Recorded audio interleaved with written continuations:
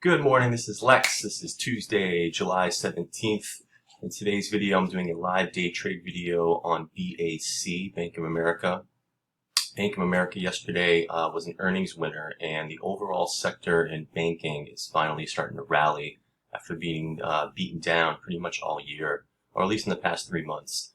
And we're starting to see a little rally as the banks uptick just because last Friday, we had JP Morgan as an earnings winner, Citigroup earnings winner, and yesterday Bank of America was an earnings winner where they beat their EPS as well as revenue. And it jacked up about 4%. And a lot of the banks yesterday were up 2, 3, 4%. So what I did was I went ahead and bought some call options just to get a little leverage on them, just because I don't like buying, large cap stocks just because they're kind of expensive and they don't go up a lot like they do with my other strategy, which is penny stocks. But if you do use options, you get a little leverage behind it. You can actually make some good money.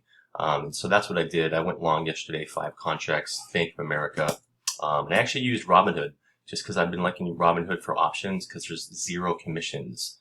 That means there's no commissions for buying and sell. So it's really easy to build a position and scale in. And currently I'm already up 176%.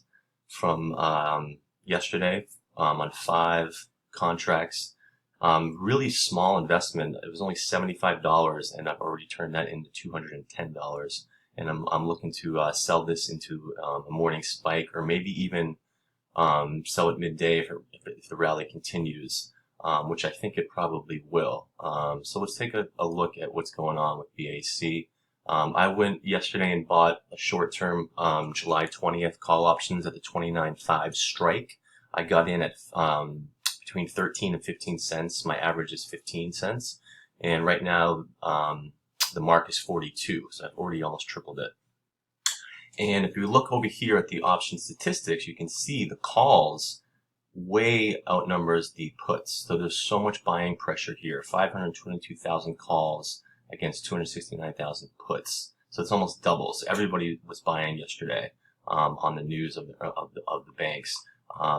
Here, option times the sales, because it's Tuesday, it recalculates it so you can't see them all. But during the day yesterday, if you were following this, the times and sales, for the majority, it was mostly this week's July 20th calls, as well as next month's weekly calls as well.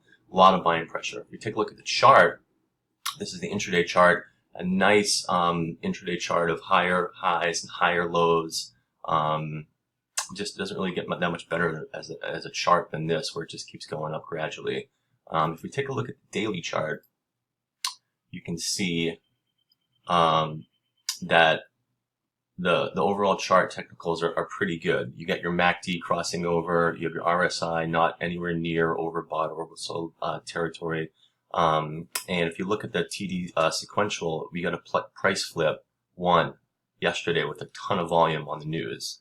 And you also had a 9 a few days ago. So you can see the reversal happening. And yesterday was the big day with the volume. And you got a price flip. You also had it taking out a couple of the moving averages. You got the 100 moving average, 50 moving average, and the 8-day exponential, all plowed through that. So today, I'm looking for another green day after the first initial spike, which it should follow through. All the banks over here, my watch list yesterday were rallying. You got the XLF, the Spider ETF, which is kind of same exact chart basically as Bank of America and some of the other banks, JP Morgan. They're all following the same pattern of this 1-day price flip reversal, because it's been kind of downtrending the past 2 months, and because of the bank earnings, this is starting to pop. So I'm going to pause this and I'm going to see what's going to happen at the open. As of now, like I said, I'm already up 176%. I'm going to try to sell this hopefully at 50 or 60.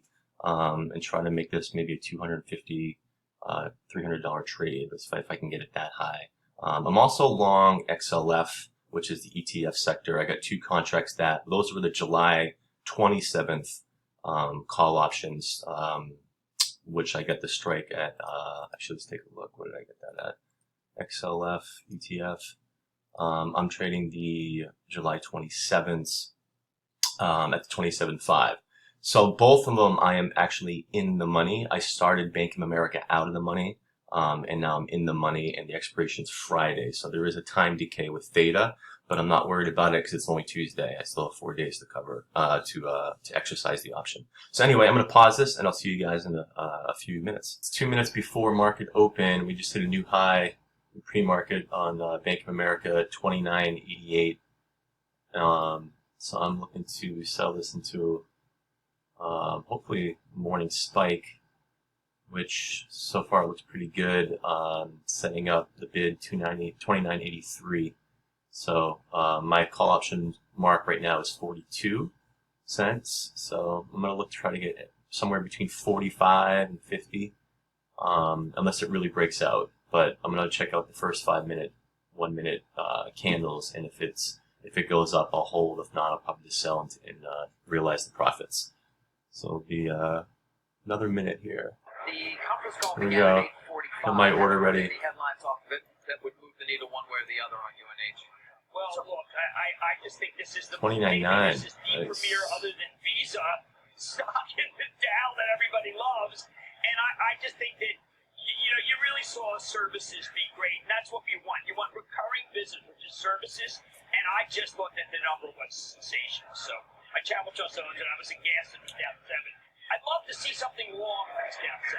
Just what kind of like that. So between Goldman's equity revenue miss, right? UNH, Netflix. At 50. I'm gonna try to sell these at 53. Take profits because I'm up. At the big board today, it is IHOP, a Dine Brands global company celebrating its 60th anniversary. Over the NASDAQ, JP Morgan Asset Management doing the honors. 180 bucks. Dine, by the way, Actually, no, 255. So we're gonna sell this at 51. This year.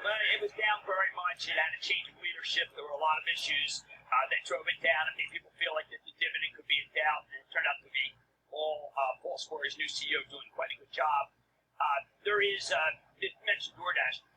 Chipotle, when they team up with anybody who teams up with delivery, you immediately get this halo. Starbucks doing. My order's in. Starbucks was down yesterday pretty badly on a number trip. I come back and say below 50. I think they're really buying back every share. Ask is 51. Bid's 49. People want to just say, you know what? And we sold.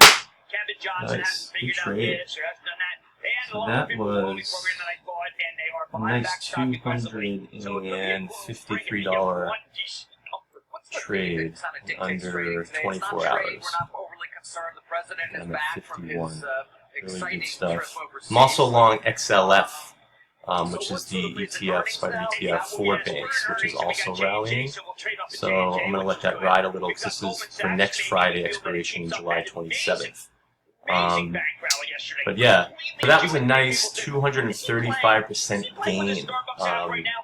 I had 5 contracts at 15 cents average, and I sold it for 51 cents call option with 0 commission. So my initial investment was $75 at 5 contracts, and I sold it for 51 cents. So it was a nice $225 profit, which I'm really happy about. So yeah, that's my live day trade for today, Tuesday, July 17th. Again, this is for educational purposes, not financial advice. I might make a video at the end of the day. There's a lot more stuff that I'm trading right now. I'm currently long wheat, and I'm also long the XLF banking ETF, which is actually getting a little choppy here. But I'm only long 2 contracts that expire next Friday, so I'll keep you posted on those as well. All right, safe and happy trading. Thanks for watching.